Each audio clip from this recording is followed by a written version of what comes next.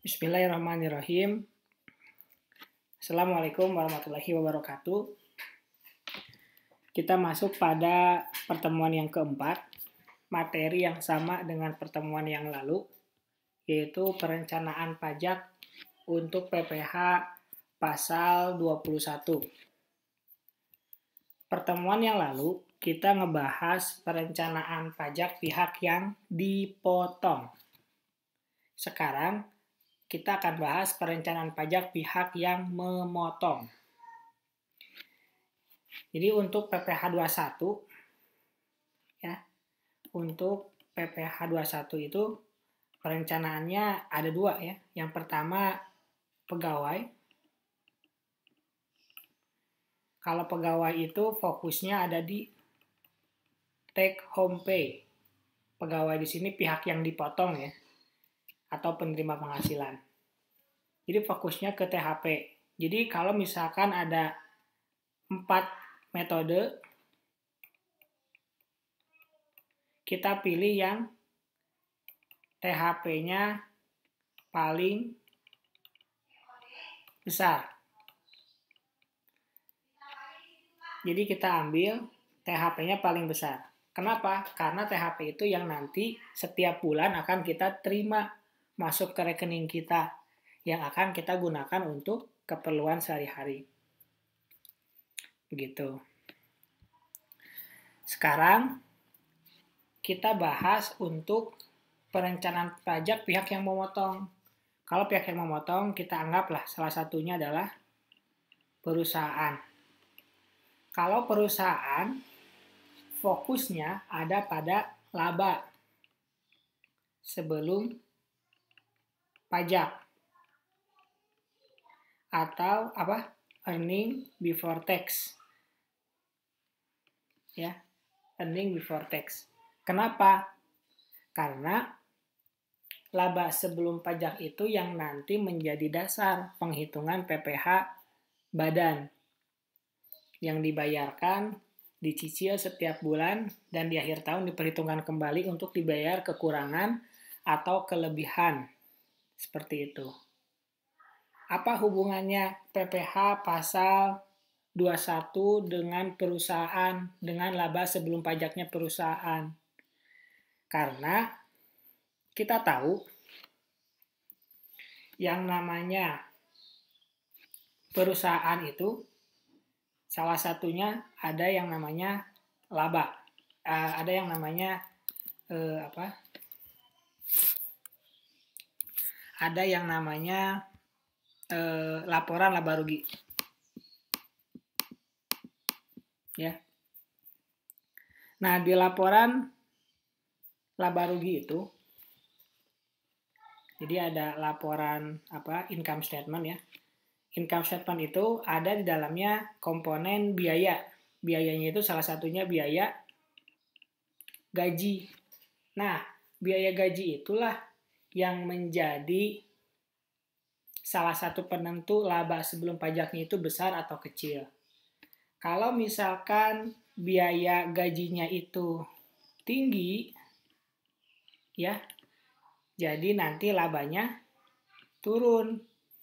Labanya turun, pajaknya juga akan turun. Kalau biaya gajinya rendah, labanya tinggi, pajaknya juga jadi tinggi.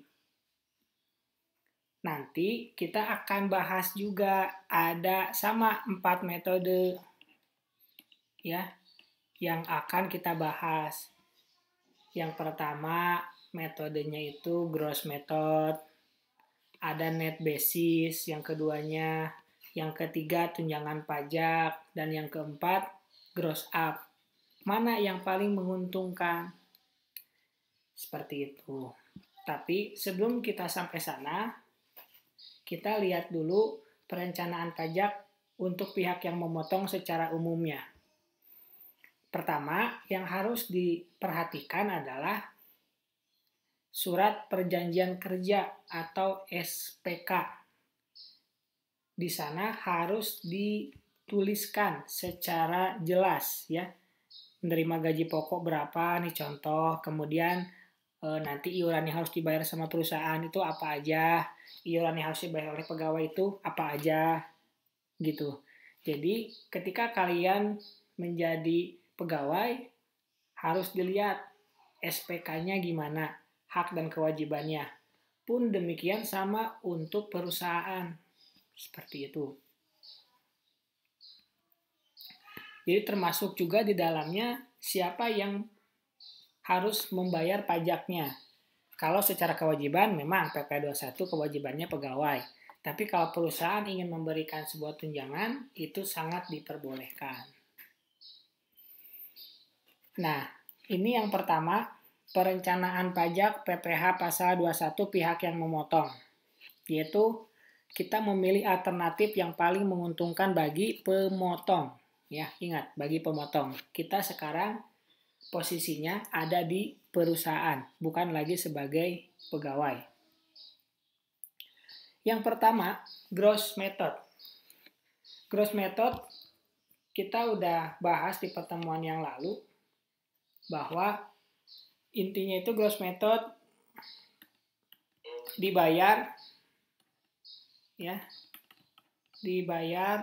pegawai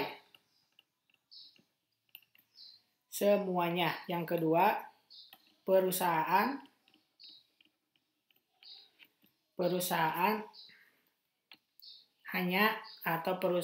hanya membayar gaji. Jadi bayar gaji aja. Begitu. Kita lihat di sini ada contoh laporan laba rugi. Masih ingatkah kalian dengan koreksi positif dan negatif? Nah, koreksi positif itu nanti yang akan menambah pajak, ya. Kalau negatif mengurangi pajak. Kalau perusahaan inginnya koreksinya negatif, kalau pajak inginnya koreksinya positif. Nah, untuk menggunakan gross method, pada saat perusahaan mengeluarkan beban gaji pegawai sebesar 210.123.000, itu semuanya bisa dibiayakan, alias tidak ada koreksi positif, tidak ada koreksi negatif. Enaknya apa? Laba menjadi sesuai atau sama. Ini kalau misalkan gross method. Jadi kalau misalkan gross method dapat dibiayakan gitu ya. Kalau misalkan ini bisa ditambah. Yang ketiga, dapat dibiayakan.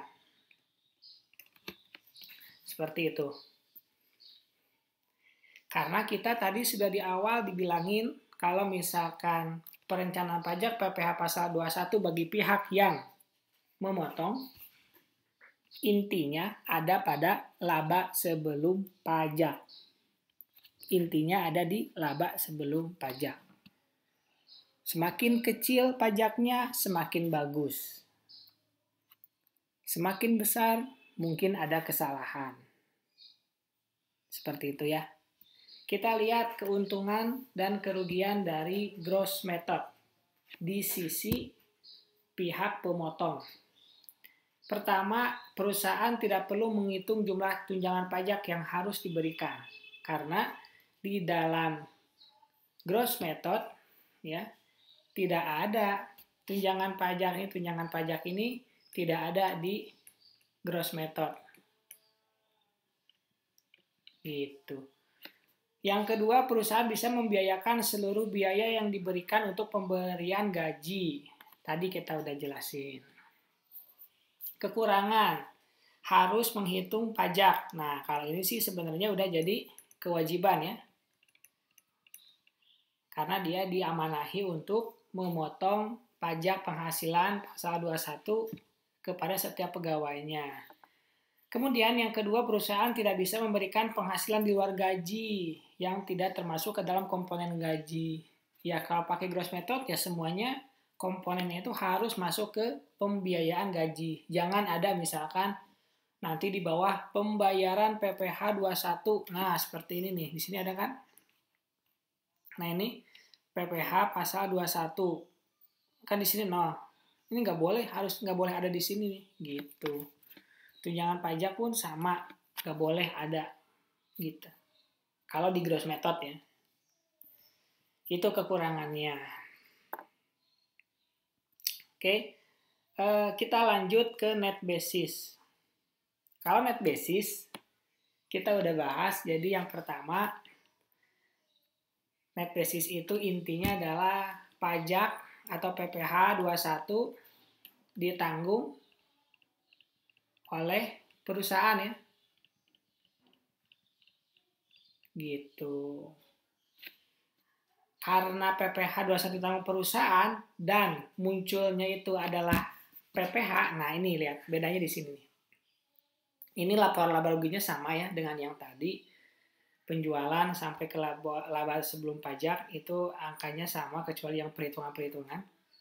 Nah, di sini ada tambahan PPh 21. Ini 12 juta 241 ini pura-puranya pajak yang harus dibayarnya segitu.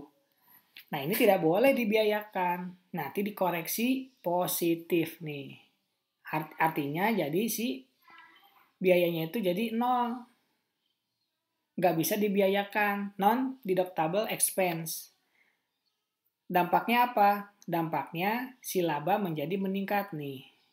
Yang asalnya 931 berubah jadi 944. Kalau misalkan labanya naik, ya tadi disebutkan laba naik, maka pajak juga akan naik. Nah, jadi yang keduanya, pembayaran PPh 21 tidak bisa dibiayakan. Ini net basis. Ya. Makanya di sini ada keuntungan dan kerugiannya juga buat dengan menggunakan yang namanya net basis. Keuntungannya, pegawai senang karena lebih besar, sebagaimana yang sudah kita bahas di pertemuan yang lalu, dan mengakibatkan si karyawan itu loyal. Ini sebenarnya non pajak ya. Kemudian yang kedua, perusahaan bisa memberikan tunjangan di luar gaji. Memang bisa, semua perusahaan mau berapapun dikasihin ke pegawainya juga boleh ya. Tapi kerugiannya, tidak boleh dibiayakan.